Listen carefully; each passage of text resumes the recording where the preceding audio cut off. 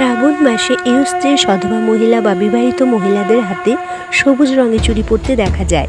এখন কথা হলো, অবিবাহিত বা কুমারী মেয়ে যাদের বিয়ে হয়নি তারা কি হাতে সবুজ চুড়ি পরতে পারে?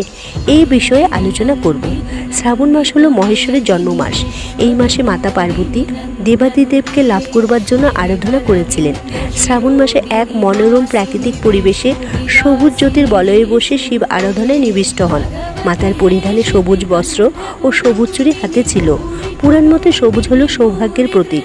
শ্রাবণ মাসে সবুজ চুড়ি এমনি এমনি পরা যায় না, নিজে পরে আরও 5 জন স্ত্রীকে চুড়ি পরাতে হয় ও নিরামিষ আহার গ্রহণ করতে হয় এই এক মাস। যারা শ্রাবণ মাসে নিরামিষ আহার করেন না তাদের সবুজ চুড়ি পরা উচিত নয়। 5 জন মহিলাকে সবুজ চুড়ি পরিয়ে নিজে পরলে মাতা পার্বতী প্রসন্ন হন।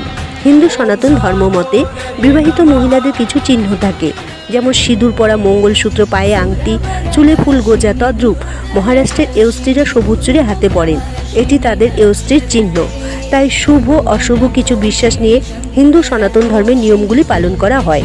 সেই জন্য শুধু সৌন্দর্য বা এমনি এমনি বা সবাই পড়েছে আমিও পড়লাম বা ট্রেন্ড তাই পড়েছি, ধর্মীয় বিশ্বাস অনুযায়ী কুমারী মেয়েরা হাতে সবুজ চুড়ি না পরাই উচিত নয় কি?